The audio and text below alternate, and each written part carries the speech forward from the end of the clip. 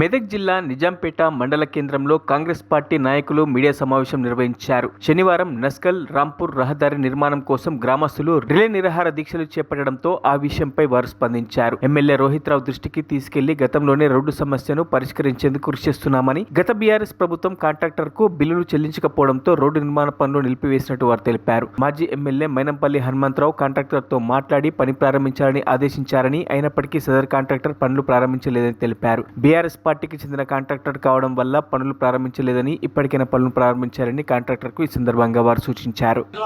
మీకు బిల్లు ఇప్పించే బాధ్యత ఏర్పాట్లు మేము చేస్తామని చెప్పి మేము ఈ సభాముఖంగా మీకు తెలియజేస్తా ఉన్నాం.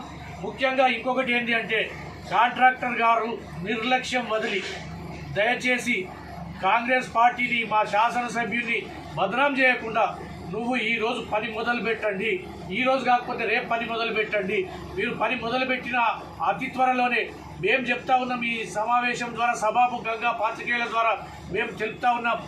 అతి త్వరలోనే మీకు డబ్బులు ఇప్పించే బాధ్యత కూడా మా నాయకుడైనటువంటి మైనంపల్లి హనుమంతరావు గారి ద్వారా మీకు ఏర్పాటు చేస్తామని చెప్పి ఈ సందర్భంగా మేము తెలియజేస్తా ఉన్నాం. ముఖ్యంగా సాగిస్తూ మధ్యాంతరంగా ఆపేసినటువంటి కిషన్ రావు అనే కాంట్రాక్టర్, అతడు మన టీఆర్ఎస్ ప్రభుత్వంలో రెండో వ్యక్తిగా వెలుగుతున్నటువంటి కేటీఆర్కు దగ్గర బంధువు అయినటువంటి వ్యక్తి కాంట్రాక్టర్ గారు. ఆ కాంట్రాక్టర్ గారు అప్పుడు ఎక్కడెక్కడో పనులన్నీ మొదలుపెట్టి దీన్ని నిర్లక్ష్యంగా కొంతవరకు పనిచేసి వదిలిపెట్టడం జరిగింది. దాన్ని గతంలో కూడా మా ఎమ్మెల్యే గారికి, మా నాయకుడైనటువంటి మైనంపల్లి హనుమంతరావు గారి దృష్టికి కూడా తీసుకుపోవడం జరిగింది. ఆ కాంట్రాక్టర్ గారితో ఫేస్ టు ఫేస్ కూడా మాట్లాడించడం కూడా జరిగింది. ఆ మాటల సందర్భంలో ఆ కాంట్రాక్టర్ గారు గతంలో ఎక్కడెక్కడ చేసిన బిల్స్, టీఆర్ఎస్ ప్రభుత్వంలో చేసిన బిల్స్ మాకు ఇప్పియండి అని కోరితే, గతంలో చేసిన బిల్స్ తోటి మాకు సంబంధం లేదు, ఇప్పుడు మీరు ఏవైతే మా నియోజకవర్గంలో చేస్తున్నటువంటి వర్క్స్ ఏవైతున్నాయో వాటికి సంబంధించినవి మేము బాధ్యత వహిస్తాము, ఇప్పిస్తామని చెప్పి చెప్పడం జరిగింది.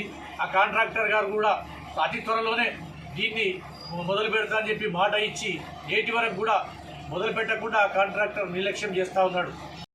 స్థానిక సంస్థల ఎన్నికలను దృష్టిలో పెట్టుకొని ఆ కాంట్రాక్టర్ టీఆర్ఎస్కు సంబంధించినటువంటి వ్యక్తి ఈ కాంగ్రెస్ ప్రభుత్వాన్ని బదనాం చేయాలనే ఉద్దేశంతో ఆ కాంట్రాక్టర్ దీన్ని పెండింగ్ పెట్టడం జరిగింది. అదే కాకుండా మొన్న మధ్యలోనే ఇక్కడ ఉన్నటువంటి R&B అధికారులతో కూడా మా ఎమ్మెల్యే గారు సమావేశమై అతి త్వరలోనే దాన్ని మొదలు పెట్టాలని చెప్పి వారికి కూడా సూచనలు ఇవ్వడం జరిగింది.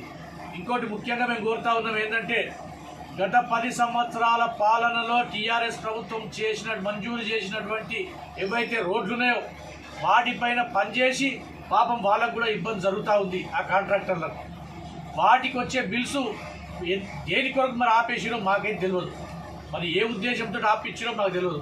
గతంలో చేసిన బిల్స్ కాదు, గతంలో మొన్న మధ్యలోనే మా నాయకుడైనటువంటి హనుమంతరావు గారు కూడా ఆ కాంట్రాక్టర్తో మాట్లాడి, నువ్వు మిషన్స్ రోడ్ కాడ దించు, నీకు ₹1 కోటి బిల్లు నేను ఇప్పిస్తా అని చెప్పి మా కార్యకర్తల సమక్షంలోనే ఆ కాంట్రాక్టర్ కూడా చెప్పడం జరిగింది. కానీ ఆ కాంట్రాక్టర్ నేటి వరకు కూడా మిషన్స్ కాదు కదా, ఒక నయా పైసా పని కూడా మొదలు పెట్టలే. దయచేసి ఈరోజు మేము పత్రికాముఖంగా అందరికీ ఈ 4 గ్రామాల ప్రజలకు మేము విజ్ఞప్తి చేస్తూ ఉన్నాం. ఆ కాంట్రాక్టర్ను బ్లాక్ లిస్ట్లో పెట్టి కొత్త వర్క్ చేయాలంటే సుమారు కొత్త వాళ్ళకి అప్పచెప్పాలంటే సుమారు 2 సంవత్సరాలు పడుతుంది. మరిన్ని అప్డేట్స్ కోసం మా ఛానల్ని సబ్స్క్రైబ్ చేయండి.